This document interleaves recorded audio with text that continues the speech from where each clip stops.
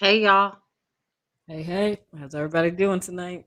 What's up? What is going on, family? Doing all right. Doing all right. Just, breaking down this HR 40 and see what this federal reparations bill, what changes were made back on the 14th. What month is it now? April 14th. It just happened. Sounds good. So our little intro video showed some of the assets that ETM Media can offer. Doing a little housekeeping, Moya. Can you tell us what we just saw? Yep, let's do it. So if you need any show intros, outros, voiceover, script copy, 15 and 30-second promos, hit us up at etmmediagroup@gmail.com. That's etmmediagroup@gmail.com. And we'll see if we can get it around to you within 48 business days. Business days? Is that what I misquote myself? Business hours. Oh gosh, did I put business hours on there?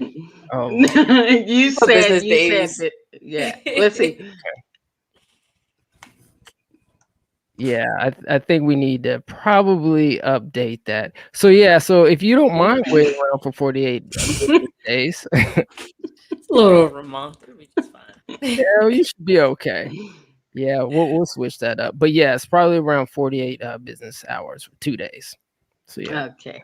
That sounds good. That a little sounds bit, good. yeah, a little bit more respectable, right? Instead of the whole month and a half or some change. But anyway, on the bigger and better things.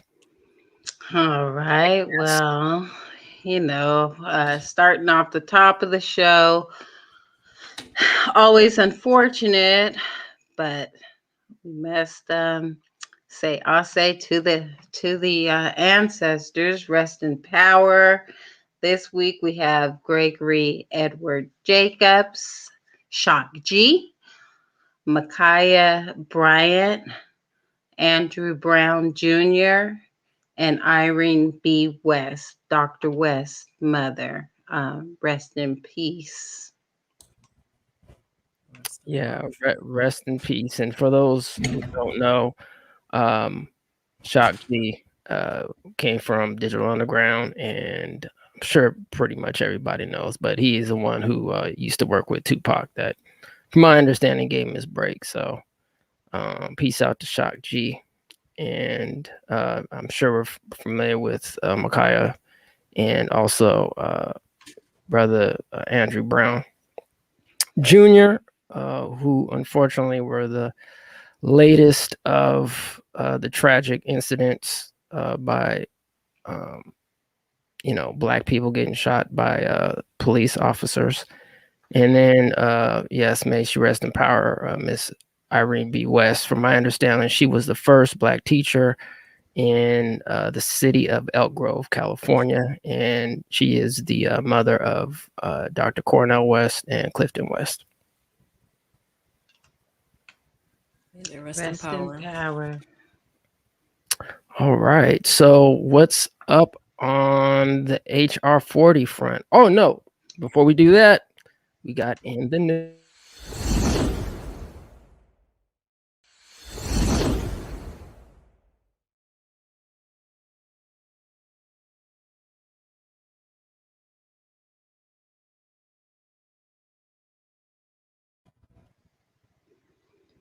Black officer vindicated 15 years after stopping colleague from placing man in a chokehold.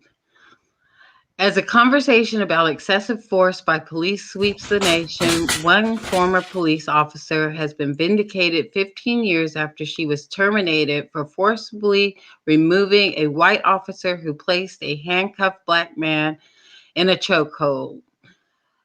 Carolyn Horn, a former Buffalo police officer, was fired, faced departmental charges, and left without a pension after the 2006 incident, according to New York Times.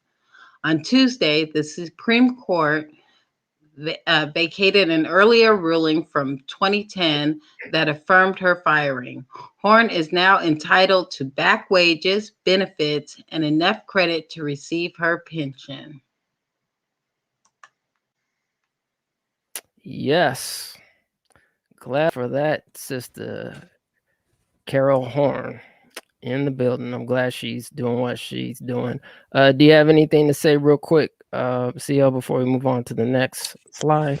I'm happy to see it. I remember that case years ago. So I'm happy to see that she got her day in court. It sucks that it took 15 years, but I'm happy to see that this has been restored. Definitely. All right. In other news, efforts to recall California governor has enough signatures to trigger election. The California Secretary of State office announced Monday night that organizers had collected enough verified signatures to trigger an election to recall Democratic Governor Gavin Newsom. Organizers needed just short of 1.5 million verified signatures to trigger a statewide ballot. The state announced that it had verified, 1,626,000 signatures, with more to verify in coming days. The announcement Monday evening triggered a 30-day period where voters could remove their signatures from the list. It's a small procedural hurdle to clear, considering that the state has already verified more than 100,000 signatures over the necessary number, with more to come. If the necessary number of signatures still stands by the 30-day period, the state federal Department of Finance will then have an additional 30 days to assess the cost of the recall election. Another 30-day period will begin after that effort, where the Joint Legislative Budget Committee will be able to review the cost estimates. Newsom responded to the news in a tweet. This Republican recall threatens our values and seeks to undo the important progress we've made, from fighting COVID to helping struggling families, protecting our environment, and passing common sense gun violence solutions, he tweeted with a video. There's too much at stake. Note, Caitlyn Jenner, formerly known as Bruce Jenner, might be running along with previous adult film star Mary Carey. Does that seem like an upgrade? California. Does that seem like an upgrade to y'all? No. What'd you say, Theo? I said you gotta love California. But I saw a wonderful meme that was like, you might like get her pronouns correct, but also don't ever vote for her. Like, absolutely not. I don't think Ken Jenner's is a better position. But I am honestly surprised at how many signatures that they were able to get. And I'm sure most of us know the signature process where you literally have to get people to write. It's not an electronic thing. You literally have to write your name on a piece of paper, your name, your address, your phone number, and I think your birth date has to go down so that the state or city, whatever the municipal policy is, can verify every single one of them. So to date, they have over 1.6 million, and 1.4 million was necessary, or just over 1.4 million was necessary in order to get a recall. So they look for any reason to kick those signatures out. Oh, I can't read your birth date next. Like, oh, you did, like, you didn't sign properly. So the intent is always to get more than you need, because even though some of them are valid, they'll get kicked off. But these folks were not kidding with Newsom. Like, they are not kidding. They are Right. really trying to boot him out. They were able to get all those signatures during a time of COVID. Um, yeah, I don't know who was doing this canvassing. I never was approached for a signature. Any of you run across? I Oh, you saw were? it. Oh, wow. They must have had a lot of them in Southern California then, because I didn't see nothing. Yeah, I saw. Well, Like, if you go to the malls or stuff like that, you'll see them. Or like outside of a couple of, depending on where you are, the grocery stores, they'll have those folks be like, "Hey, come here, sign this petition." I'm like, all right, what is this? What's going on?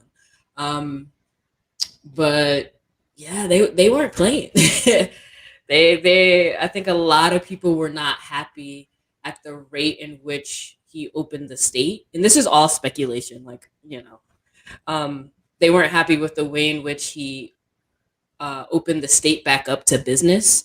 So a lot of people who have signed that are business owners, and their family members, their constituents, like the folks who thrive off of the world getting back to quote unquote normal post COVID.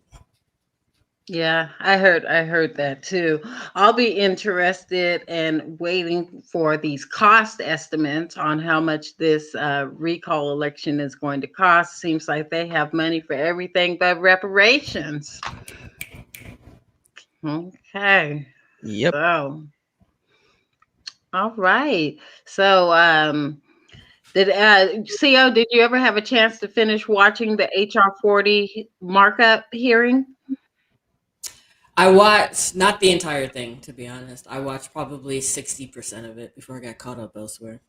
Yeah, I know you joined us to watch in the morning, but it ended up being all immigration at that time. I I caught a lot of that. I caught a lot of um I'm horrible with names, but the gentleman who was like, my dad, got a vet, what do you call it, the vet bill or whatever.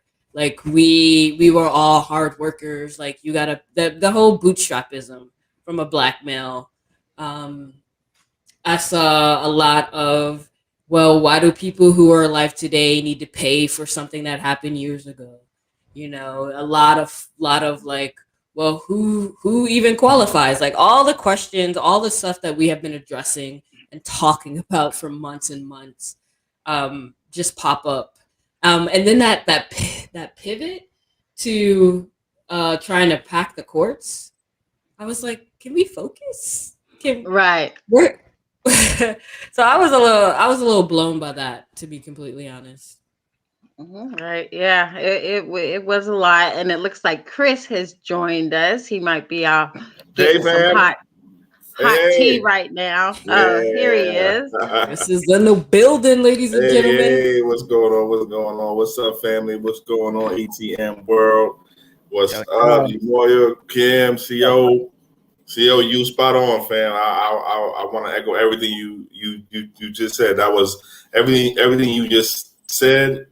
I thought, watching that markup session, I did think that the Democrats did better. see, here we go. I'll tell you, them trolls. Them trolls is on the loose with Chris. They be after our brother, man. They not gonna stop this information from getting out. Like, we do not want Chris to give any good information to the family at all. The trolls is in the building. All right. Okay. I got a visual of Well, Chris is back, and we do have a lot to get through because this is a beast of a bill. Yeah, about 18 pages long, but we're just going to go through about half of that tonight, and then hopefully you'll join us next week as we dissect the remaining section. And to start it off, we will just do a little quick recap of the opening statements from Rep. Nadler. I will begin by recognizing myself for an opening statement. H.R. 40, the Commission to Study and Develop Reparation Proposals for African Americans Act, is historic legislation that would establish a commission to examine the shameful legacy of slavery and Jim Crow in this country and to develop proposals on how we can best move forward as a nation. This legislation is long overdue. For nearly 3 decades, the former chairman of this committee, John Conyers of Michigan, introduced H.R. 40. Our colleague, the gentlewoman from Texas, Ms. Jackson Lee, has taken up this sponsorship of this legislation, and I am pleased to be an original co-sponsor. H.R. 40 is intended to begin a national conversation about how to confront the brutal mistreatment of African Americans during chattel slavery, Jim Crow segregation, and the enduring structural racism that remains endemic to our society today. Even long after slavery was abolished, the anti-Black racism that undergirded it reflected and defined part of our nation's attitudes, shaping its policies and institutions. Today, we still live with racial disparities in access to education, healthcare, housing, insurance, employment, and other social goods that are directly attributable to the damaging legacy of slavery and government-sponsored racial discrimination. These disparities, in terms of disproportionate burdens on African Americans, have only been exacerbated by the COVID-19 pandemic. It is important to recognize that H.R. 40 makes no conclusion about how to properly atone for and make recompense for the legacy of slavery and its lingering consequences. It does not mandate financial payments of any kind, and it does not prejudge the outcome of the Commission's work. Instead, it sets forth a process by which a diverse group of experts and stakeholders can study the complex issues involved and make recommendations. In fact, most serious reparations models that have been proposed to date have focused on reparative, community-based programs of employment, healthcare, housing, and educational initiatives, righting wrongs that cannot be fixed with checks alone. This moment of national reckoning comes at a time when our nation must find constructive ways to confront the rising tide of racial and ethnic division. On January 6th, we saw the ugly confluence of such divisions, as white nationalist groups appeared to be among those playing a central role in the violent assault on the United States Capitol. And we continue to see unarmed Black people killed by police at a disproportionate rate, with another tragic death just this week.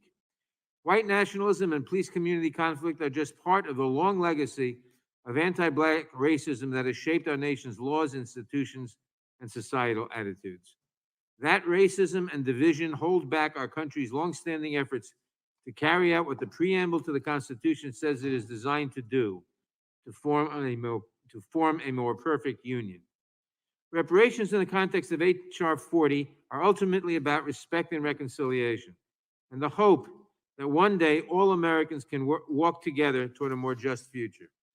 I hope the commission established by H.R. 40 can help us better comprehend our own history and bring us closer to racial understanding and advancement. The discussion of reparations is a journey in which the road traveled is almost more important than the exact destination.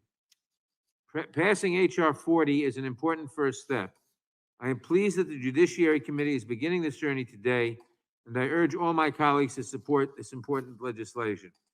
Before I yield to the ranking member, I want to note that we are all joined in this room by the gentlelady from California, Ms. Lee, and without objection, I will place in the record a letter from her in support of the bill. Okay, and this is our Judiciary Committee right here. Just as a quick recap, H.R. 40 passed past judiciary, 25-17 vote, with all of the Republicans voting no on that one. So let's take a look at what they voted no on. This is page 1 of the new HR 40 markup. Let's see what it says. Strike all that follows after enacting clause and insert the following. Section 1, short title. This act may be cited as the Commission to Study and Develop Reparation Proposals for African Americans Act. Section 2, findings and purpose. Findings. The Congress finds that 1, approximately 4 million Africans and their descendants were enslaved in the United States and colonies that became the United States from 1619 to 1865. The institution of slavery was constitutionally and statutorily sanctioned by the government of the United States from 1789 through 1865. The slavery that flourished in the United States constituted an immoral and inhumane deprivation of Africans' life, liberty, African citizenship rights, and cultural heritage, and denied them the fruits of their own labor. All right, nothing changed between the old document and the new document there. Yep. I guess let's go on to page 2 because I think all that's pretty self-explanatory. Okay, page 2. All right. I guess I'll read this one and then we'll pass the mic over to CO, maybe in the third one. Let's see on page 2. Preponderance of scholarly legal community inventory documentation and popular culture markers constitute the basis for inquiry into the ongoing effects of the institution of slavery and its legacy of persistent systemic structures of discrimination on living African Americans in society in the United States. The brutal overflow of Reconstruction, which represented a significant but constrained moment of advances for Black rights as epitomized by the 13th, 14th, and 15th Amendments to the Constitution, the Civil Rights Acts of 1866 and 1875, and the Freedmen's Bureau failed African Americans by failing to ensure their safety and security. Following the abolition of slavery and end of Reconstruction, the United States government, through laws enacted at federal, state, and local level, continue to perpetuate, condone, and profit from practices that continued to brutalize and disadvantage African Americans, including sharecropping, convict leasing, Jim Crow, redlining, unequal education, and disproportionate treatment at the hands of the criminal justice system, resulting in stolen labor and ultimately forestalling landmark. Before we go on, there is a note indicated that I think we want to briefly talk about. And Kim, maybe, I don't know if Chris is in the building or not. Maybe he wants to interject as well. But well, looking at line 5 there, that is all new information that was not in the previous document. So they added the information about the 13th, 14th, and 15th Amendments there, and the brutal overthrow of Reconstruction. Again, on line 6, this is pretty similar language to the old bill, but they did add on line 6 there, where it says following the abolition of slavery and end of Reconstruction. They added that portion of end of Reconstruction, but the rest of that paragraph remains the same. Right. yeah. And just something real quick. If you can hear me, fam, this is Chris. Kim is right. That and just to take just to make the general point. So the audience to reiterate to the audience that the version of HR 40 that went into the hearing or the markup session a few weeks ago is not the same version that came out. There was a new amended version that that the Judiciary Committee specifically worked on, and so some of the changes, for example, that Kim just mentioned, are some of the changes that the committee made to the bill. So Kim is absolutely right. And the note there, if you can see it, says good, but more specificity needed. That is referencing the addition of the language around the 13th, 14th, and 15th amendments. That's good, right? The idea here around specificity is that the more clear the language is, the more clear the bill is about who the target population is, the more the better and the stronger the legislation. Adding information about the 13th, 14th, 15th Amendment goes in the right direction. All right. Should we go on to page 3?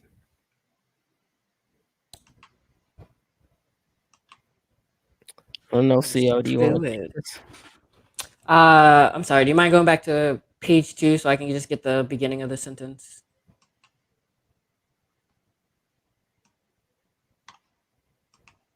Thank you. Thank you. This is a forever long sentence.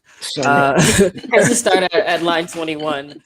Jim Crow, redlining, unequal education, and disproportionate treatment at the hands of criminal justice system, resulting in stolen labor and ultimately forestalling landmark contributions in science, arts, commerce, and public service. Number 7, the civil rights movement and other efforts to redress grievances arising from systematic inquiries were sabotaged both internally and and both intentionally and unintentionally, thus rendering the accomplishments of those efforts transisory and unsustainable, and further embedding racial inequities in society.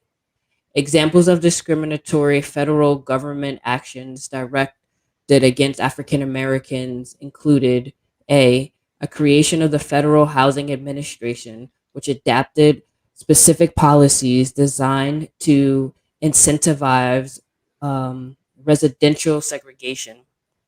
B, the enactment of legislation creating the Social Security program for which most African Americans were purposefully rendered ineligible during its first 2 decades. C, the Servicemen's Readjustment Act of 1944, commonly known as the GI Bill of Rights, 58 state 284, chapter 268, which left administration of its progress to the states, thus enabling discrimination against African American veterans. And pause here. Okay. So what my little purple highlight is saying here is that all that paragraph, all that was just read is pretty similar, if not the same, as what was on the old bill. Chris, you mentioned the two types of changes. Technical was one, which this would be if there were any changes because they're so similar, nothing glaring, nothing jumps out at you. And then what was the other type of change that we tend to see in markups? A substantive change, or a chat that is more important, so to speak, really, right. So some technical changes are really new, but looking at changes and substantive changes. Okay. So we'll just go on to the next one there. and also more similarities, technical changes, if any. D, the Fair Labor Standards Act of 1938, which allows labor unions to discriminate based on race. And 9, as a result of historic and continued discrimination, African Americans continue to suffer debilitating economic, educational, and health hardships, including but not limited to having nearly 1 million Black people incarcerated, an unemployment rate more than twice that the current white unemployment rate, and an average of less than 1/16 of wealth of white families, a disparity which has worsened, not improved over time. B, purpose.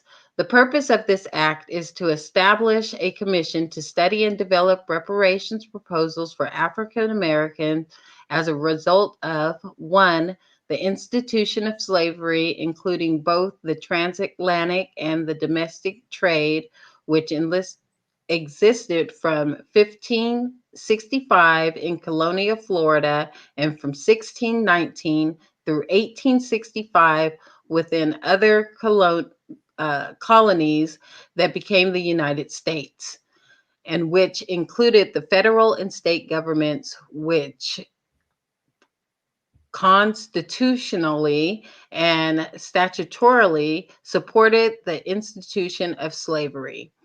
The de jure and de facto discrimination against freed slaves and their descendants from the end of the Civil War to present, including, and I'll just continue to the next one since it's also not a lot, if any, changes. Economic, political, and social discrimination. The lingering negative effects of the institution of slavery and the discrimination described in paragraphs 1 and 2 on living African Americans and on society in the United States. 4, the manner in which textual and digital institutional resources and technologies are being used to deny the inhumanity of slavery and the crime against humanity of people of African descent in the United States. The role of Northern complicity in the Southern based institution of slavery. 6, the direct benefits to societal institutions, public and private, including higher education, corporations, religious, and associational, and thus recommend appropriate ways to educate the American public of the Commission's finding to advance racial healing, understanding, and transformation, and thus recommend appropriate remedies in consideration of the Commission's findings on the matters described in paragraphs 1 through 7. Okay. Kim, if I could just jump in real quick, just a little bit, and just to Yes. just to pull out a couple of things that you read. One, you can tell in the findings section, which is the section that you've been going through, you know, or just finished going through. The function is in some ways good, but not good enough, right? There could be more, you know, I think there in terms of findings, and then also, excuse me, one that the findings section does, I think, adequate job at is making that the case for reparation itself beyond just the period of enslavement and extends really through today, actually through the present time, right? And that's a case that we agree with, actually, right? Our case for reparations is based on at least 3 time periods, right? The period of direct enslavement, right? You know, that period pretty much from 1789 through 1865 and or 1619/15, the late 1500s to the period of 1865, right? How that's generally the range we're talking about, right? And then the period of what we call Jim Crow apartheid, right? Dr. Cornel West also throws in Jane Crow as well, right, to that, and that's the period after direct enslavement, right? From the end of the Civil War, through sometime in, let's say, the 60s, 70s, right? And then there's the period now, right? So from then until now, right? And through now, and whatever you may want to call this that we're living through right now, which is not good, right? So that we agree with. And then also I want to point out that, as you can already see, there's some inconsistency in the language and some confusion in the language with respect to the target population, or how the bill describes the target population, right? First, it starts out with something called Africans, right? Then it moves to something called Black people. Then it moves to something called descendants of enslaved Africans, right? Those three sort of labels represent different groups of people. There's some overlap for sure. They could represent different groups of people, and so there's already some confusion and some clarity needed, right? Already, just in the first two pages. Okay. And then I just want to point out for items 7 and 8 on this page 5 here of the new document, there were some changes.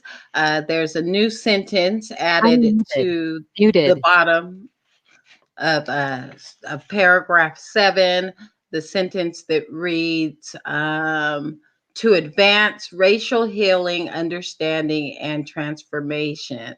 So, and thus recommend appropriate ways to educate the American public of the Commission's findings. That's where they ended it in the old document. In the new document, they added this sentence, to advance racial healing, understanding, and transformation. Point 8 is absolutely new, and it says, and thus recommend appropriate remedies in consideration of the Commission's findings on the matters described in paragraphs 1 through 7. Kim, just one point here too. The language around racial information, to be honest with you, I can't help but think that's no coincidence to that particular new language. That language sounds a lot like Congresswoman Barber, who was referenced in the Jerry Nadler clip that you played. Congresswoman Barbara Lee from the Southern California area out where we are here. That her bill is the create a truth, healing, and transformation. Lee has a separate bill outside of the HR 40 effort to create what's called a truth, racial healing, and transformation. And so to see that racial healing and transformation language in there, I think that's not by accident.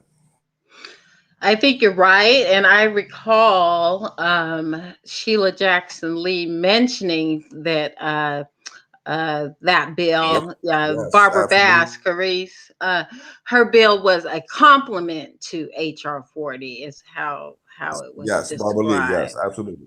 Yeah. Yes. Okay. So that was a lot. Before we go on, let's just take another little recap from the day of the markup hearing.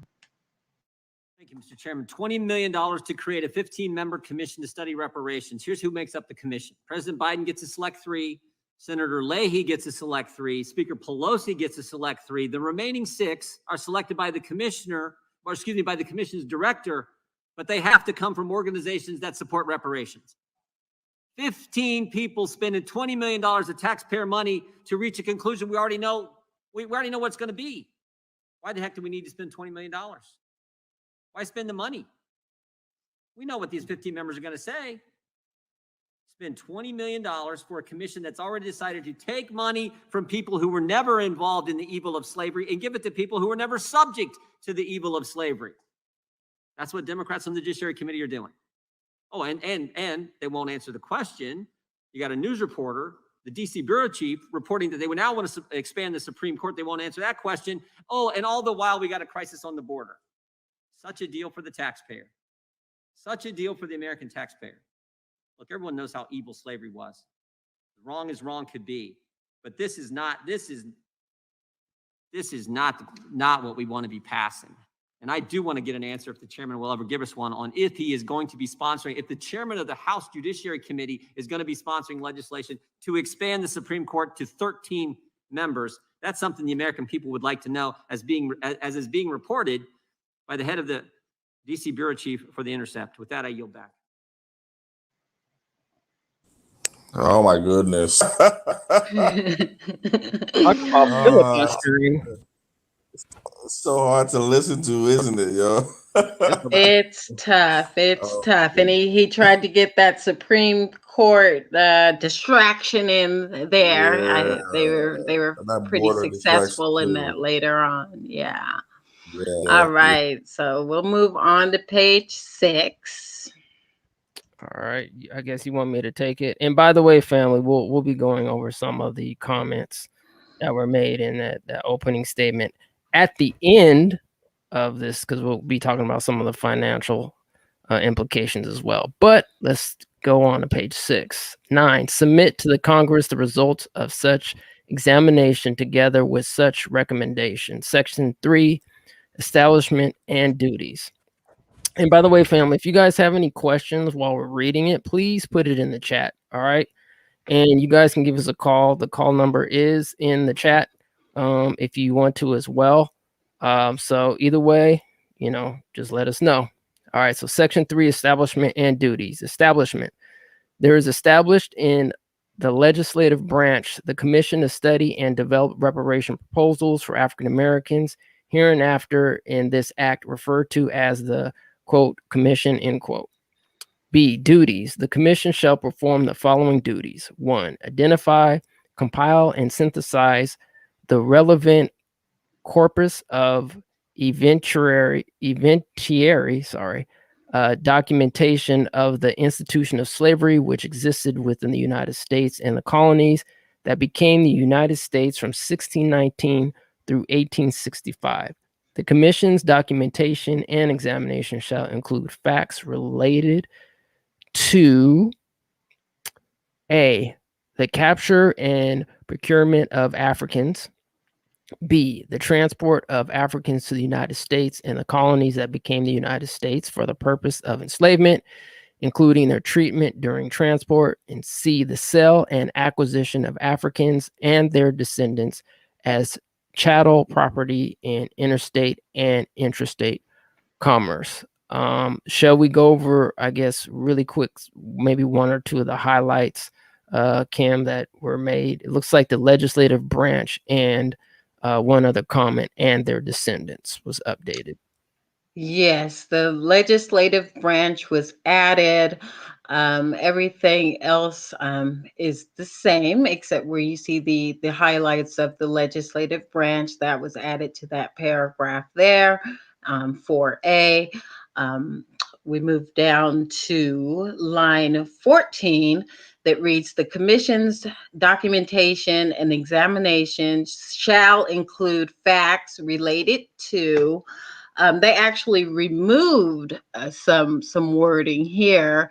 The way it read before is the commission's documentations and examination shall include, but not limited to, the facts related to. So they took out but not limited to, for whatever reason. And then we go to 23. C, they did add and their descendants. So now it reads the sale and acquisition of Africans and their descendants as chattel slavery in interstate and interstate commerce. Hey, one thing to mention here, fam, is that the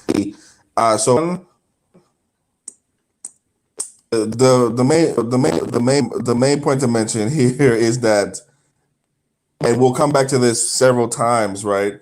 We'll be going through some of this, right? And we are going through some of this. We don't have any explanation or rationale for a lot of the changes. Some of particularly the technical changes, which been defined for you just a few minutes ago.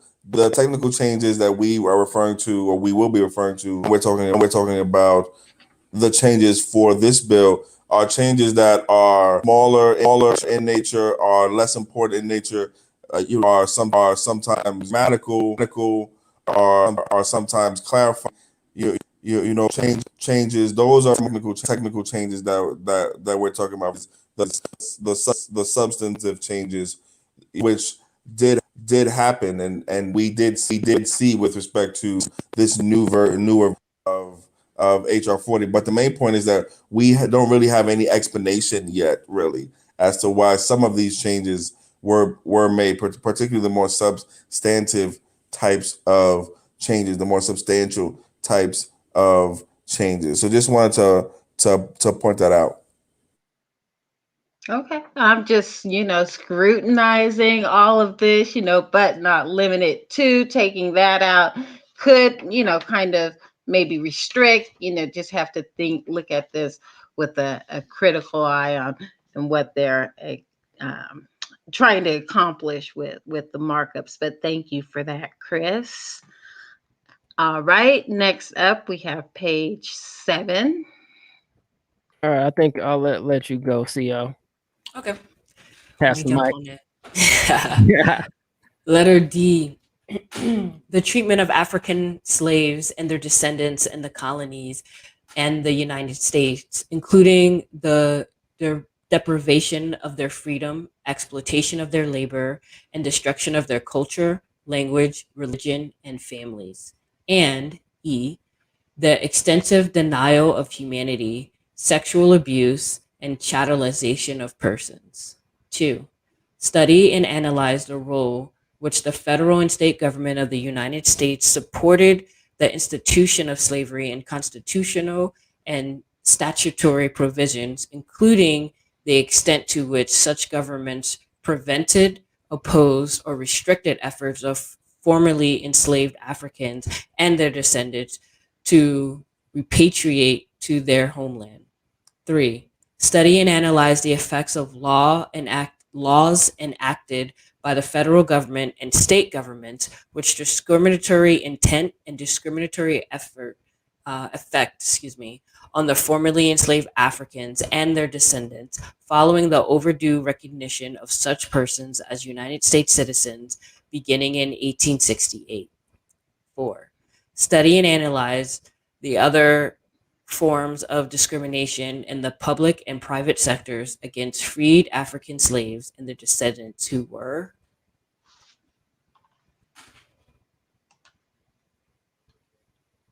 I guess we're gonna go to 8. Who were blatantly, belatedly, is that belatedly? Yeah, you got it right, belatedly. Accorded their rightful status as United States citizens from 1868 to the present, including redlining, educational funding disparities, and predatory financial practices. 5. Okay, we'll stop there and go back to 7, just so I can go over the highlights. All right. So in D, again, they added and their descendants. So we like that language, huh? That they're adding in and their descendants. Yeah, that's good. That's Okay, so they've added that down to 2, study and analyze. That was added before it just read the role of the federal government. Again, down on 3, they add study and analyze. So they're making sure to let us know that this is just a study and they're just analyzing it at this point. Another thing that they did add in this this section, let's see, 2. Oh, no. And then we go down to section 3, which again, study and analyze.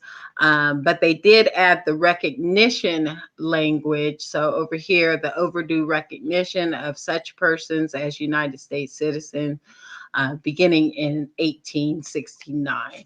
So they did add the overdue recognition language. And I think that that's a good thing. It is definitely overdue recognition. Any comments on this section, Chris, or anyone? Just to reiterate something that you said, the language around the addition of the descendants language is important because that brings us the target population, right? Which are black U.S. slavery descendants, right? So that's good. So that's good.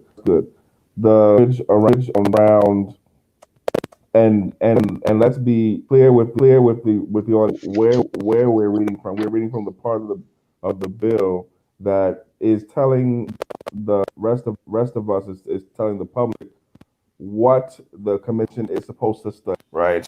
So part of this bill is to study reparation. Right. That's the first part, and then the other part is to develop proposals. Two different things going on here.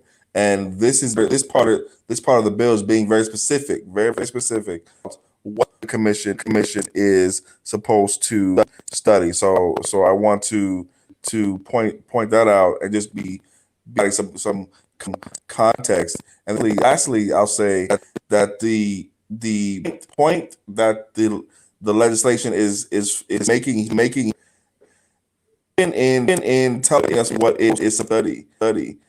The legislation is making how the U.S. itself is the culpable party, right? And that how the harms that were done to us as a community were legally sanctioned and constitutionally sanctioned, which are two different things, right? But these types of laws and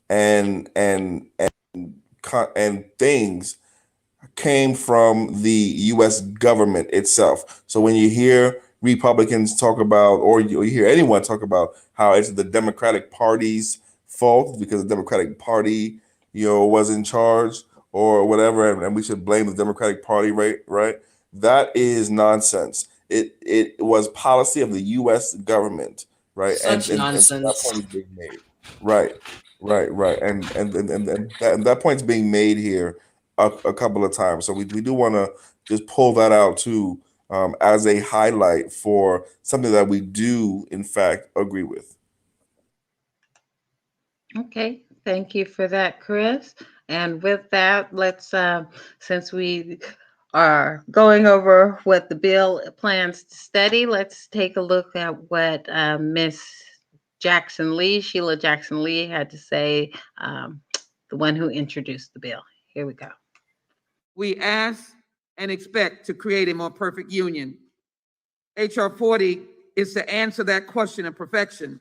It's to answer General Sherman's point about 40 acres and a mule. It is to answer the imploding of the Reconstruction that fell on the backs of our ancestors through Jim Crowism and segregation and brutality. It is to answer the question of now some 4,000 of lynchings that occurred, with the predominant number of them, as we will discuss throughout this process, that were African Americans. It will discuss the Social Security legislation by Franklin Delano Roosevelt that for 2 decades, African Americans were not able to participate in large numbers, or redlining that undermined creating wealth, which of course evidences the fact that the wealth gap between white Americans and African Americans is as enormous today as it was in the 1960s. All right, moving on to page 8. Okay, I'll pick up where you left off, CO. Belatedly accorded their rightful status as United States citizens from 1868 to the present, including redlining, educational funding discrepancies, and predatory financial practices. 5. Study and analyze the lingering negative effects of the institution of slavery and the matters described in paragraphs 1 through 7 of Section 2B on living African Americans and on society in the United States. 6. Recommend appropriate ways to educate the American public of the Commission's findings to advance racial healing, understanding, and transformation. 7. Recommend appropriate remedies in consideration of the Commission's findings on the matters described in paragraphs 1, 2, 3, 4. Is that? I think it says 5. Oh, 5. Okay, yeah, it's kind of blurred out. And 6, in making such recommendations, the Commission shall address, among other issues, the following questions. A, how such recommendations comport with international standards of remedy for wrongs and injuries caused by the state that include full reparations and special measures as understood by various relevant international protocols, laws, and findings. Okay. Okay, just a point to make really quickly here. So the on this language, right now we move to the part of the bill where and this is clear from a lot of what you just read, where now they're not only talking about what the legislation needs, what the commission needs to study, but now it's talking about what else the commission needs to do, right? Because there's more than just studying going on. That's one thing that's in this bill, to keep that there's more than just studying going on here. So, right. So also a part commission has to do recommend remedies. The thing I want to pull out is we heard and what Adler was saying a little bit what we also heard when Jim Jordan, the Republican was talking also. This, and also, you know, though some of them certainly said too, this recurring when this idea keeps being to the air really, and is reparation is more is and this is kind of two different things, right? To say it's not about a check, which means it's not about financial compensation, means one thing to me, and then to say it's about more than a check means something slightly different to me. They both are saying something similar, but slightly different, right? And we've heard variations of both of these ideas from different parts of the groups of people who are running this bill. From our position, right? You know, our position on the ground here is that financial compensation checks, monetary compensation directly to the eligible recipients is, and I mean, I don't know how much to overstate. I mean, to say this, I don't think I can overstate it. It is a critical part of any reparations program policy that we think is a good program or policy. Another way to say that is, for us, if it doesn't contain the direct compensation as a part of an overall reparations policy, then it's not reparations, and that you actually cannot remove the financial compensation piece from reparations. That must be there. There's this sort of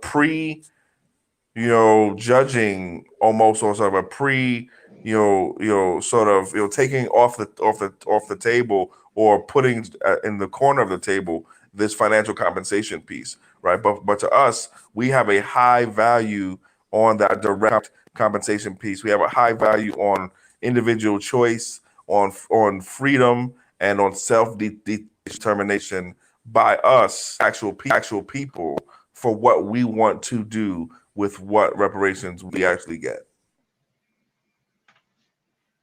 All right, full repair. Full repair means that all parties need to agree on what that repair is, or be satisfied with it, it sounds like. So if we're not satisfied with it, it's not reparations. And just really quickly on the highlights, what was added to this new bill: belatedly accorded their rightful status as United States citizens from 1868 to the present. So that is new language that was included. Again, with the study and analyze, that was also added there. And to achieve racial healing, understanding, and transformation. There's that language again, Chris, that you mentioned earlier, that ties to the other bill. All right. Let's take we're almost to the end of our half section here. So let's just take another quick look at what a naysayer has to say. Union-dominated schools that have utterly failed to educate the children of the inner cities, welfare programs that have made fathers irrelevant, the withdrawal of police protection from inner city neighborhoods. These are certainly among them. But these policies devastate every community where they're practiced, and the answer is to change those policies, not to excuse them because they're ideologically pleasing to the left. This bill addresses none of these current ills. It instead attempts to set neighbor against neighbor and American against American solely on the basis of their race. You say this is healing. It is precisely the opposite. The biased composition of this commission lays its intent bare for all to see. It's designed to reach into the dead past, revive its conflicts, and then reintroduce them into our age. I think all Americans of goodwill, regardless of their race, have had enough of this nonsense. So please stop. It's tearing our country apart. I yield back. Boo. Sorry, buddy. Right? Is McClintock up for re-election in 22?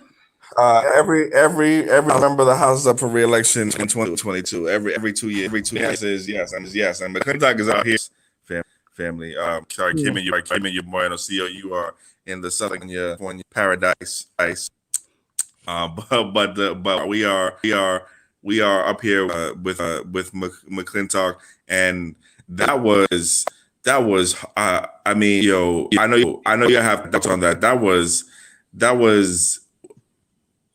to listen to, right? And a lot of what we hear from the right on this is not really not serious, hard to listen to, sort of tantrum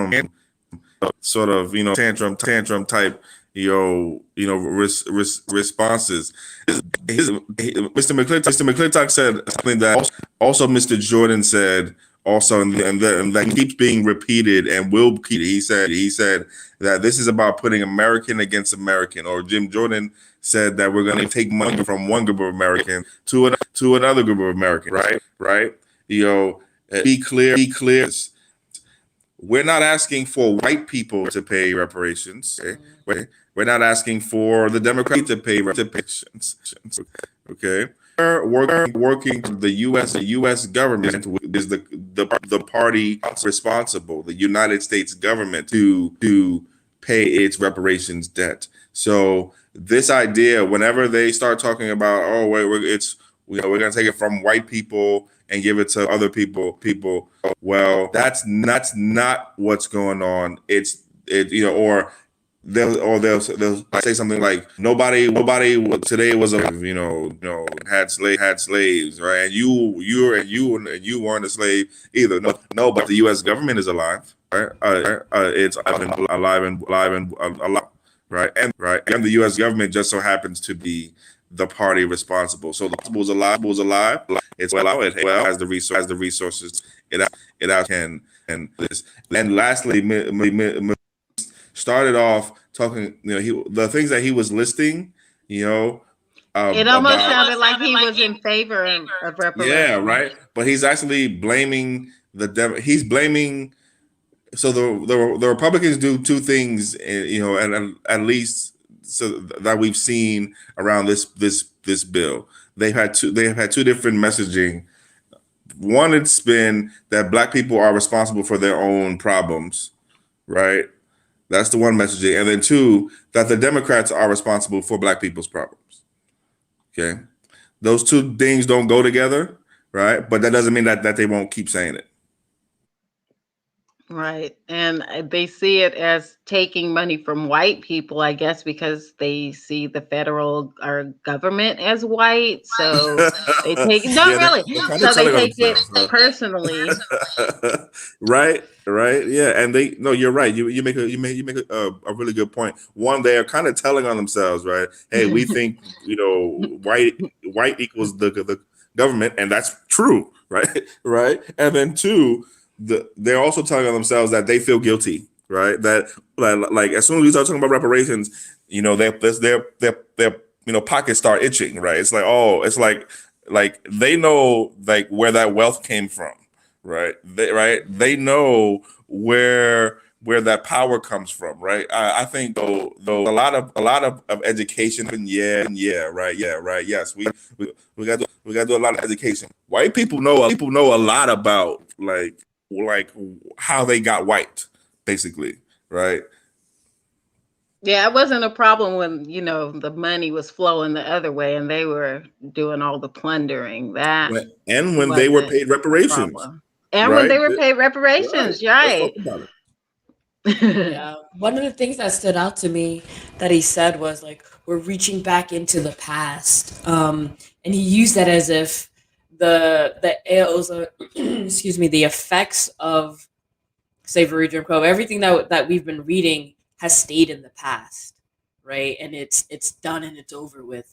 When in reality, we know and we understand that no, not only are we dealing with like a current version of a white supremacist system that is extremely anti-black, but we have been doing this generation after generation after generation. And the government, specifically at the local, state, federal, has supported, encouraged, and is responsible for upholding a lot of this. And so that notion that it's like, oh no, it's done, it's over with, that's I don't know, that's fool's thinking, if you ask me. CO, you're right, and also I know we're gonna a minute, but to your point, CO, if you're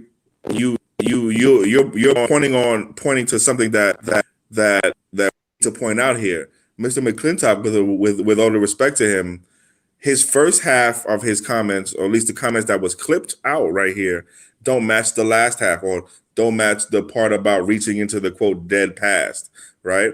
He started off talking about how quote welfare programs and the destruction of the Splitting up Black the family, family, yeah. something from the past, is now impacting Black people, right? It's just that Democrats are responsible for that, right? Democrats are responsible for welfare. What he means by welfare, he's talking about the Great Society programs of the 1960s. He's probably talking a little bit about the New Deal programming too, to be quite honest with you, right? But he's talking about the past impacting the present, but then says there's a dead past. Why are we reaching into the dead past? Right. So those two things contradict each other. Definitely. So I know that we are over time here, so we'll just get through this last slide until we reconvene next week. This is page 9. B, how the government of the United States will offer a formal apology on behalf of the people of the United States for the perpetration of gross human rights violations and crimes against humanities on African slaves and their descendants. C, how federal laws and policy that continue to disproportionately and negatively affect African Americans as a group and those that perpetuate the lingering effects materially and psychosocial can be eliminated. D, how the injuries resulting from matters described in paragraphs 1, 2, 3, 4, 5, and 6 can be reversed and provide appropriate policies, programs, projects, and recommendations for the purpose of reversing the injuries. E, how in consideration of the Commission's finding any form of compensation to the descendants of enslaved Africans is calculated. F, what form of compensation should be awarded through what instrumentalities and who should be eligible for such compensation. G, how in consideration of Commission's finding what forms of satisfaction and then let's see what our little note says. Section 3, 6E should be more specific, remove enslaved Africans and change to example, Black American descendants of U.S. slavery. Yeah, so so there's a lot going on here. So one, I'll start from the last and then go on the descendants of enslaved Africans. That's particularly problematic language for this legislation in the sense that it is confusing the target population, or at least it's making less clear what the target population is, right? When you use that language, which is not in and of itself, a bad way to describe, that group of people, right? This particular legislation in this context, that is a class of people that's different from who you might call Africans, or who you might people, right? We have this right, and in some ways goes way back, and and extends outside of this bill, right? We have problems outside of, in the real world, right? But that's something that is at issue here. What's also talked about in this part of the bill, right to the nitty gritty around what forms and also eligibility criteria, and to whom. I'll just say again, from our position on the ground here, the grassroots and ground, our position is that that if it doesn't contain financial compensation, it's not reparations, right? That financial compensation must be at least a part of what we end up doing. That's the first point to make there. And then also in terms of eligibility, we have a pretty clear understanding from the ground's perspective of what the criteria should be specifically, right? That is that someone is who is or at least one ancestor who was enslaved in the United States, and that same person self-identifies as African American, or for a certain time before there's any reparations commission or reparations proposals, right? Ever come sooner, right? So that's a pretty criteria. We have our own ideas about criteria, but this is what is saying that is upon also. But the idea around the intended target population can be handled out in this bill. It doesn't have to be, that we're prejudging the outcome of what the commission is going to say in terms of who gets reparations, right? Even though we have that, we have that criteria, right? We have our own criteria for that we think is good. But clarifying who the intended target population is doesn't mean that you're prejudging the outcome or setting eligibility criteria. We can be more clear about who the intended target is here without prejudging the outcome. That's the point I want to make. Okay, so it sounds like the Fix HR 40 campaign is not wrapping up. Still much work to be done. Oh, well, I mean, yeah, that goes without saying. Yeah, I mean, if anyone thought the campaign to improve federal reparations legislation, right, which includes our Fix HR 40 campaign, was slowing down or stopping, it's quite the opposite. We're actually speeding up.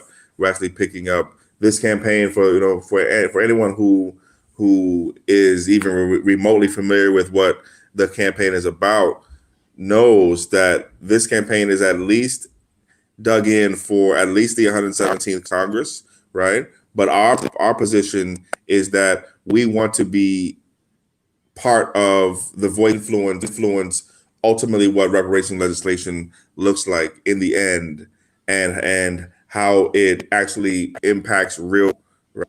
So we're gonna be here or as long as we need to be here, even through the time when we achieve our actual reparations. So we're here to stay. This campaign is the only nationally organized campaign to improve reparations legislation, both at the House and at the Senate level.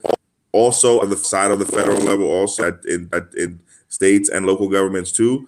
So this is one of a kind. It's grassroots. It's totally bottom up. It's totally rebuilt.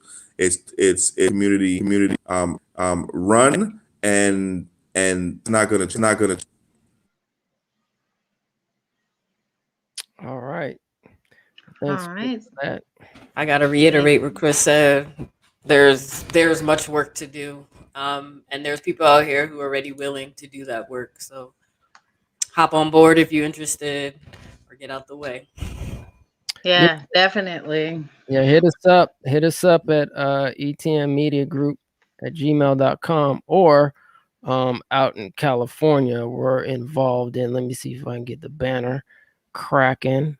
Also involved in an organization, California-derived organization, CJECofficial.org.